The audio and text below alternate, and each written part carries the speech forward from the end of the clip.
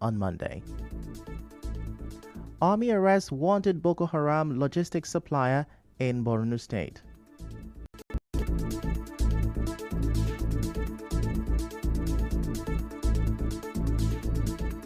Petrol landing cost drops, and on the foreign scene, Japan's scandal hit ruling party picks next prime minister.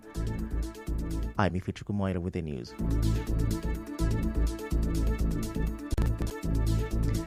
Now, as Rivers State prepares for the election of a new set of councillors in the local government areas, some former councillors have been speaking on how councillors can contribute to the development of their wards and communities.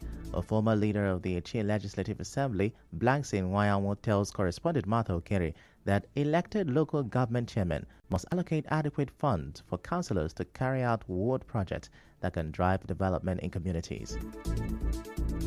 The councillors can only do or carry out a project based on how much that has been assigned to them. Because a councillor will put a proposal of what your community needs and present to them for an approval. But the chairmen have not been doing well in terms of giving them projects. If you are given a project of 5-10 million naira to do, it can be a borehole. But when you give a proposal, they give you 2 million naira or 1.5 million. Ordinarily, to tell you that they want you to sink a borehole.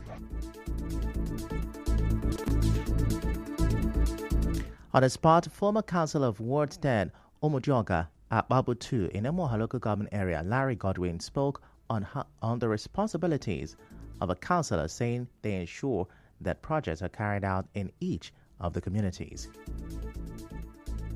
The major duty of the councillor is lawmaking first. Councillors, they have what we call ward project. They recommend for the executive, but it must come with a special arrangement between the executive and the legislature. There must be projects in each of the communities, and it is the duty of the councillor to pursue that of his or her own ward or community. It's also the duty of the councillor is to ensure that the citizens of your communities are secured. Another former councillor who represented Ndashi Ward 17, Eche local government area, Chika Nokuru, advised incoming councillors to maintain a good working relationship with their local government chairman. He said avoiding conflict with the chairman will ensure that communities benefit from the development project. As a councillor, it is only when you get from the local government, that is when you also bring to your ward level. So for me, I will advise them, first of all, you work with your chairman, make peace with your chairman, don't fight him, so that at the end of the day, you will bring development to your ward. As a councillor, once you get to the council and started with fight, at the end of the day, you lose out. Now, as you may know, councillors make laws for the local government area similar to what the State House of Assembly members do at the state level and what National Assembly members do at the federal level. Moving on, the Rivers State Head of Service, George Nweke, says the state government has extended the retirement age of teachers from 60 to 65 years. Mr. Nweke said this while addressing journalists at the end of the 6th State Executive Council meeting held at the Government House in Port Harcourt. Before now, teachers retire at the attainment of 60 years age or 35 years of service to Nigeria. But this new law now has elongated the service of teachers by 5 extra years, so that teachers will now retire at the attainment of 65 years or 40 years of service, whichever comes first. So today, the school has approved this particular domestication of these new service years for teachers in Rivers State. Also speaking, the State Commissioner for Budget and Planning, Peter Mede, says the 2025 budget proposal will take care of the shocks that may come from the conflict around the world. The Commissioner also assured that the 2025 budget will put the state on a path of development. Before now, teachers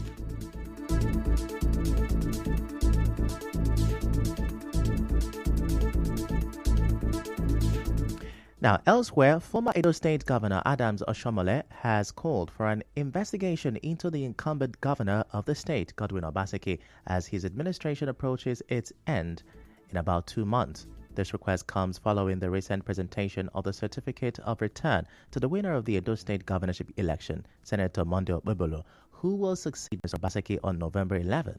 Mr. Oshomole specifically urged the World Bank to examine Mr. Obaseki's use of a $75 million fund intended for the Edo basic education sector transformation.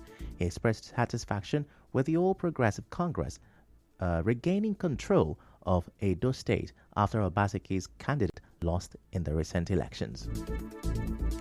In another development, the Chief Justice of Nigeria, Justice Kudirat Kekereekun, will swear in 87 new senior advocates of Nigeria on Monday at the main courtroom of the court.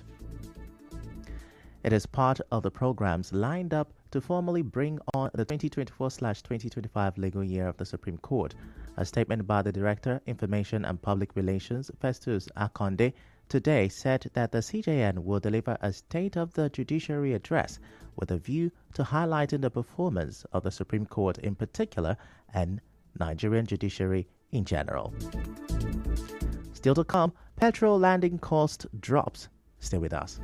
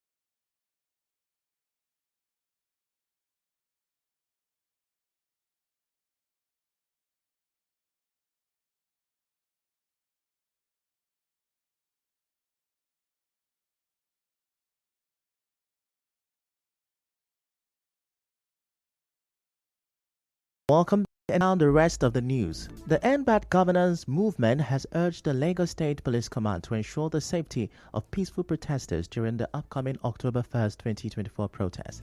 They made this request yesterday during a press conference at the International Press Center in Oba, Lagos. In preparation for the demonstration, the police had invited key members of the Take It Back movement, including National Coordinator Sanyo-Olu Juwon, for a meeting with the new Lagos Commissioner of Police, Olarewaju Ishola, to discuss issues of national interest. However, the group suggested a virtual meeting due to concerns that its members are currently outside Lagos. In other news, the PDP in Akwa Ibom State has put its political campaign for local elections in the state on hold following the death of the Akwa Ibom First Lady, Patience Eno. Local elections in Akwa Ibom are scheduled for 26 October and political parties have been campaigning for votes. A statement issued this morning by the Commissioner for Information and Strategy in Akwa Ibom, Ini Ememobong, said Mrs. Eno died on Thursday in a hospital following an undisclosed illness. The Nigerian Governors Forum, NGF, has also extended its condolence to the Akwa Ibom State Governor, Omo Eno, over the loss of his wife, Patience. And now to business. The land cost of petrol has dropped to 981 naira per litre. This is according to data released by the Major Energies Marketers Association of Nigeria on Thursday. It said the petrol landing cost around 1,130 naira in previous weeks came down by over 140 naira as of 25th September 2020. As of 25th September, and was occasioned by the recent drop in global crude oil prices. Crude oil price and the foreign exchange rate are the major factors that determine the cost of refined petroleum products, including petrol, diesel, aviation fuel, kerosene, among others. And now to entertainment. Singer Kiss Daniel has released 2 singles in continuation of his Vado at 10 celebrations. The 2 highly anticipated singles are Marhaba and We Must. And now to sports. The Nigeria Football Federation, NFF, says Augustine Eguavon will continue in his role as the interim coach of the Super Eagles. NFF said this in a statement on X, saying the appointment followed a recommendation from the NFF's Technical and Development Subcommittee. And now, we bring you news from around the world. Japan's ruling party has elected Shigeru Ishiba as its new leader.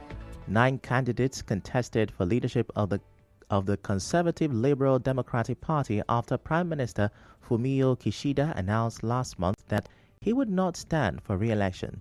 Since the LDP has a parliamentary majority, its party chief will become Prime Minister, and Mr. Ishiba is expected to be appointed to the role next week. The change of guard comes at a turbulent time for the party, which has been rocked by scandals and internal conflict that disbanded its once powerful factions.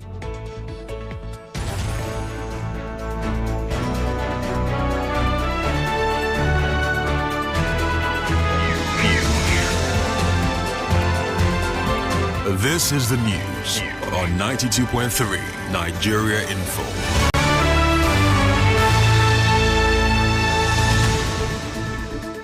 That's a wrap on the news this afternoon. Before we go, let's have a look at the major stories. Former councillors have been speaking on driving community development in Rivers State. The CJN will swear in new SANs on Monday. The landing cost for petrol has reduced. And on the foreign scene, Japan's scandal-hit ruling party has picked the next prime minister. The news was edited by Martha Okeri. To reach the news team, send an SMS or WhatsApp to 0808 721 7215. I'm Ifechukwu Moyele. Many thanks for listening.